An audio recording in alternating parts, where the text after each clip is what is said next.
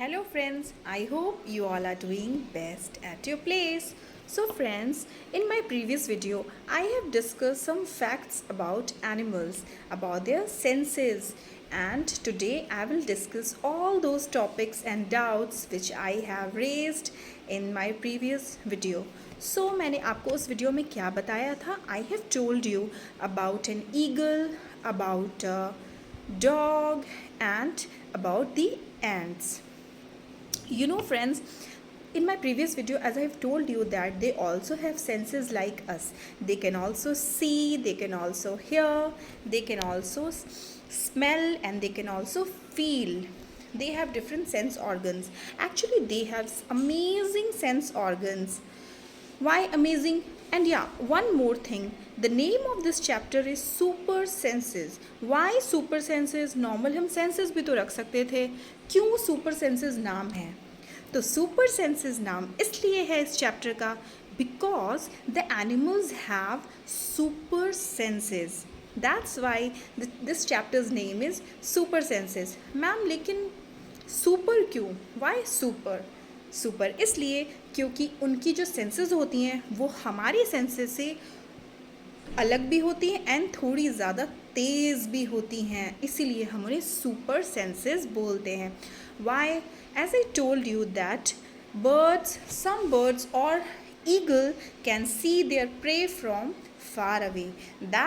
That's why that eagle snatched the roti from the hand of a girl or a boy in my previous video. And you know what?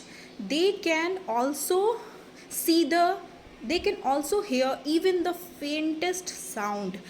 कम से कम आवाज़ को भी वो सुन लेते हैं, वो समझ लेते हैं, उन्हें पता रहता है कि वो क्या बोल रहे हैं.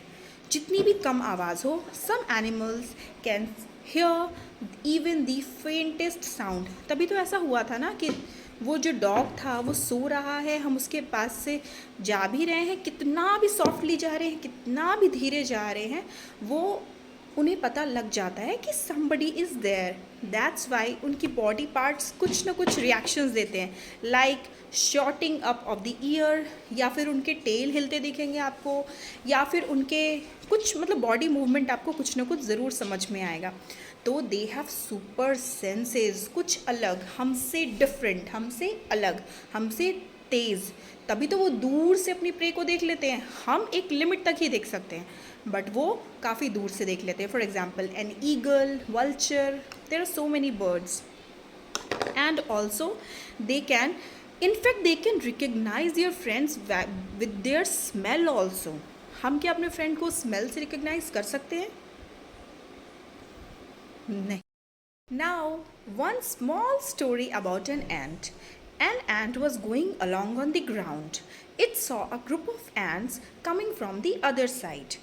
One ant from that group quickly came back to its hole, and the ant guarding the hole recognized it and let it in. मतलब कि एक चींटी आ रही थी और उधर से चींटियों की झुंड आ रही थी. उस झुंड में से एक चींटी अपने होल के पास गई और उसको गार्ड करना शुरू हो गई. और वो अब क्या करेगी? उसका काम अब क्या रहेगा? वो पहले उस चींटी को रिकग्नाइज करेगी कि वो उसकी फ्रेंड है या नहीं, तभी वो उसे आने देगी. बट वो कैसे रिकग्नाइज करेगी? How will she come to recognize the ant that it's her friend or not? कैसे पता लगेगा उस चींटी को कि वो उसकी फ्रेंड है या नहीं है? Many years ago, a scientist did many experiments like this. They have found out that when the ants move on the ground, they leave a smell on the ground. And by following that smell, the other ants follow them. मतलब कि जब जो ants होते हैं, जब वो ground पे चल रहे होते हैं, तो वो एक स्मेल छोड़ते हुए जाते हैं, जिससे कि उनके बाकी जो फ्रेंड्स होते हैं, उनके बाकी जो एंट्स होते हैं, वो उन्हें फॉलो करते हैं. इसका मतलब है कि एंट्स को उनकी स्मेल से पता लगता है कि वो एंट उसकी फ्रेंड है या नहीं, वो एंट है या नहीं जो वो उसके ग्रुप की है. Now I think you have guessed that how will that ant will recognize the other ant and allow that ant to let it in the hole. आपको पता चला कि ऐसा वो कैसे रिकग्नाइज करेगी वो एंट दूसरी एंट को? Of course, the smell, meaning the ants recognize their friend with the smell of their body, with the smell they leave while moving. तभी तो ऐसा होता है ना, हम देखते हैं ना लाइंस में से चींटियाँ चल रही होती हैं, आप कभी उनके उनके बीच में ना कोई पेंसिल ब्लॉक करके देखना, बट विदाउट हार्मिंग देम, उन्हें हार्म नहीं करना है, आप बस देखना कि वो क्या करती हैं, वो पीछे लौट जाती है या फिर वो ऐसे ऐसे ऐसे ऐसे करके वो निकलने की कोशिश करती हैं। आप ये ज़रूर करके देखना, बहुत मज़ा आएगा। Okay, now mosquitoes. आपको कभी ऐसा लगा है कि आप जहाँ बैठते हो मच्छर वहीं पे आके आपको काट लेते हैं? क्यों? Have you ever been troubled by the mosquitoes? How do the mosquitoes know where you are? होता है ना, कभी कभी हम बोलते हैं ना कि ओफो, जहाँ जाते हैं वही मच्छर आ जाते हैं मेरे पीछे पीछे, मुझे काटने लगते हैं। ऐसा क्यों होता है? क्या उन्हें मतलब वो हमें पहचान लेते हैं, वो हमारी फेस से वो हमें समझ जाते हैं कि मैं इसी को काटूंगा?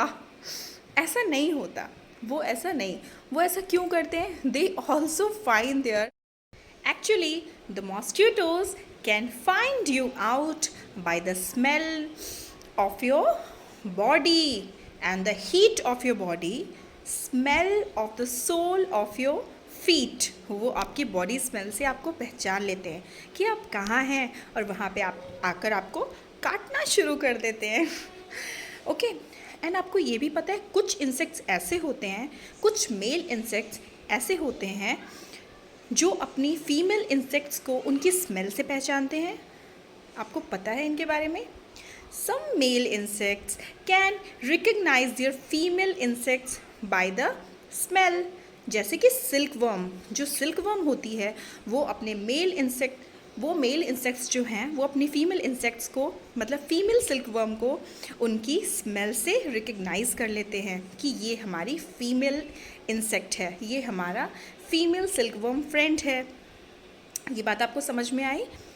अगर मैं क्लियरली बोलूँ तो जो मेल इंसेक्ट्स होते हैं वो अपनी फीमेल इंसेक्ट्स को उनकी स्मेल से पहचान लेते हैं। For example silk worm.